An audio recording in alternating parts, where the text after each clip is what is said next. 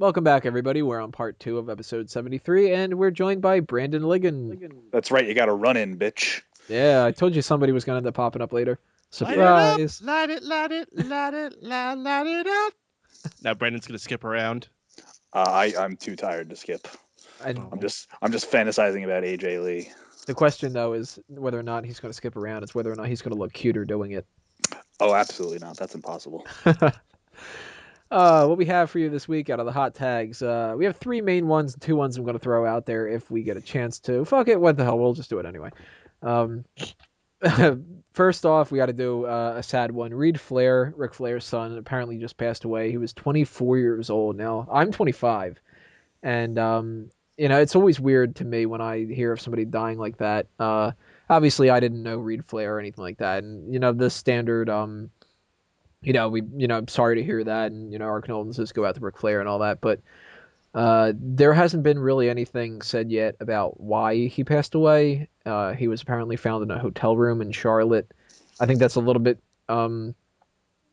Telling. yeah, because if he, more than likely he does live in Charlotte, and if he's in a hotel room, how that kind of works out. So The police said no foul play was involved, so there wasn't, a murder and or any altercation. Likely, I'm purely speculation.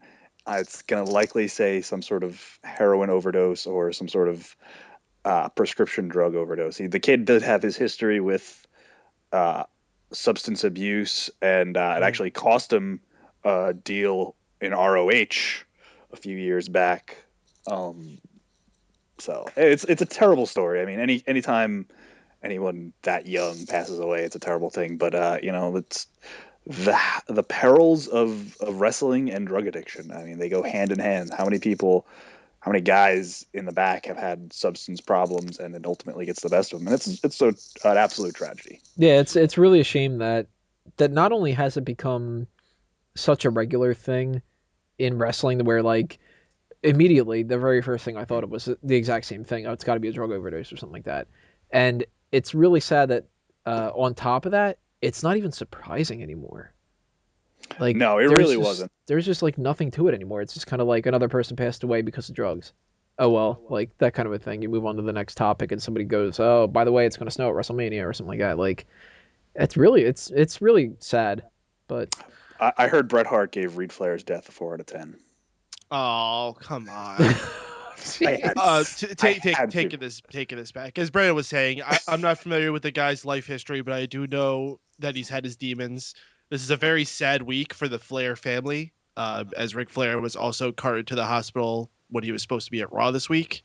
So there's certainly a lot of stress going over there. I don't envy them at all. This is awful. It's never happy to see someone die at a young age or ever, especially due to their own personal demons, which could have been avoided. I remember hearing that he was supposed to get, you were talking about being in Ring of Honor, but I remember him being one of those people who went to try out for WWE not too long ago, around the same time that his sister got picked up. Yeah. We could have had like a Flair dynasty going on down at NXT, and unfortunately those days were never realized, and we're probably never going to realize them now.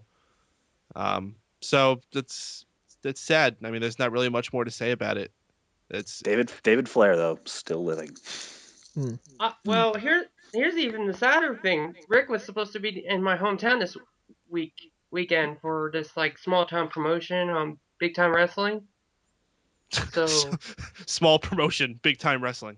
Small promotion, big time name. I heard that him and Reid were both supposed to make an appearance at a show down in Maryland, which also led me to put forth this horrible question. I wonder if Ric Flair paid back any advance he was given. Probably not. Yeah. I'm an asshole.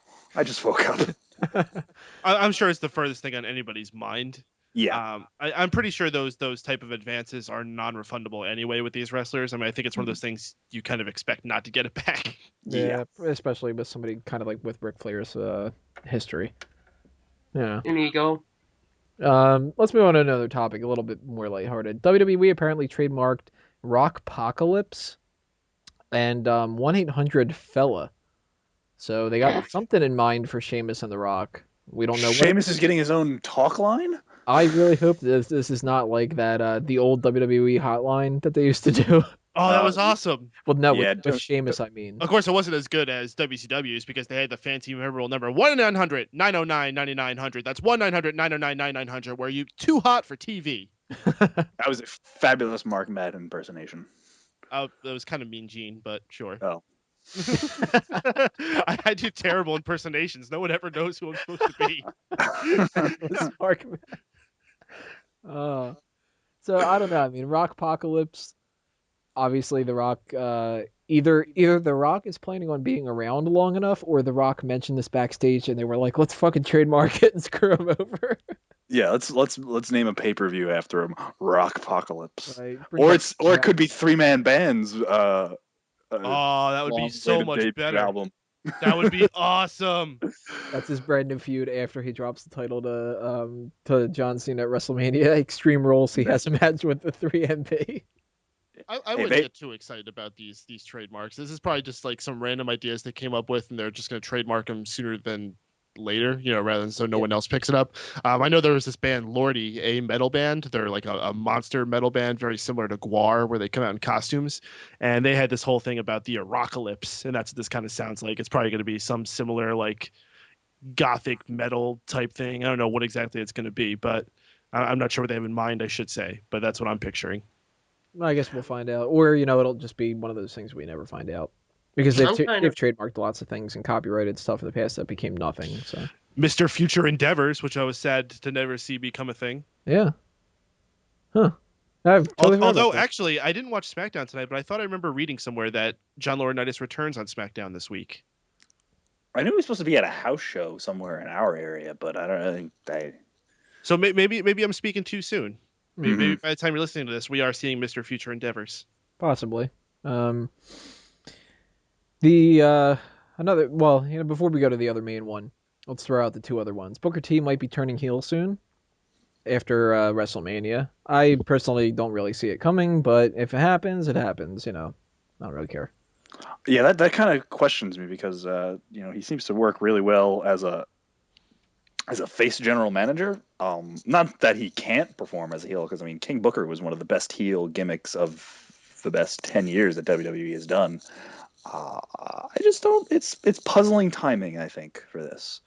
I don't think so. He gets his big recognition, and then after that's blown off, they could go ahead and do something like that. Right now, we don't have a heel person in power. Even Vicky Guerrero is pretty much a babyface now, so it would actually make sense. And we haven't had a heel general manager over on SmackDown in a long time because we've had that stronghold from freaking Teddy Long all these years. Hopefully, that's what I'm worried about. I hope that they don't have a Booker T heel turn that is based around the idea of bringing Teddy Long back. Teddy Long, he served his purpose really well, but I'm tired of it. Yeah, I'm really over the Teddy Long shtick. Mm-hmm. I'd rather him just kind of go into the Hall of Fame and kind of only pop up every once in a while, and that's it. I would like to see Booker go heel myself, because he was a great heel. And now, would you let me stop stumbling all over my words here. Would you rather him come back as a heel and wrestle, or would you rather him come back as a heel and continue with the GM gimmick? Well, the way it looks now, like how they're he's getting mad at Teddy for stepping in front of him tonight. I don't know if you guys watched SmackDown. No, I didn't. Teddy was look, Book, I got this weigh-in thing, and Booker looked like he was getting angry. So I guess they're gonna have this thing where Teddy's gonna somehow get the GM back, and Booker's gonna just go heel off of that, getting angry that someone took his spot. He's gonna keep booking Teddy Long in tag team matches and be like, "How do you fucking like it?" Well, I don't know if that'll mean that Teddy Long gets it back. I think it'll just mean that there's a power struggle. I think Booker T will hold on to the spot ultimately, but you're just going to see Teddy Long kind of going in opposition for a while, just to help build more heat on Booker. And by the way, I was correct. John Laurinaitis did return on SmackDown this night. He went to try to convince The Rock to let him be in his corner because he has some bad blood with John Cena costing him his job and all that. So John Laurinaitis back in the mix. People power. The other one that I wanted to throw out there that's, a quick kind of pointless one is Rosa Mendes apparently was tweeting or on Facebook or something like that about how she finally did her first pull-up Aw. I'll pull her up. I'd pull With something an down impressive on her. feat she did. Is there anybody in WWE right now that's as pointless as she is, though? Fellas. She's never served a purpose other than stand. There's a lot of pointless people in WWE right now. You know what? You know what her point is? Her point is keeping a job for Primo and Epico. Yeah.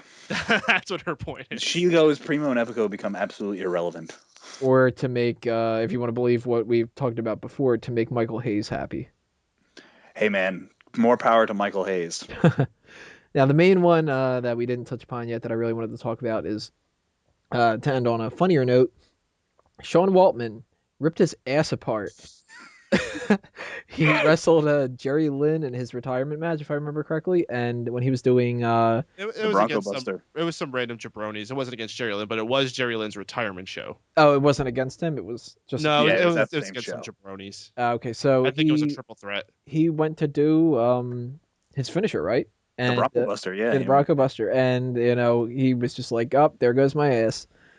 And Yeah, what happened is the person moved out of the way, and rather than landing on the pad, he went too far, and his ass went against the metal part that connects the pad to the steel pole. ooh, And you see it instantly on it. So there's a video out there of this moment where it happens. oh, there is. I gotta check that out. Yeah, he actually overshoots it, goes on. You see it in his face instantly. He just has the look of extreme pain and the hand slowly creeping back to his butt.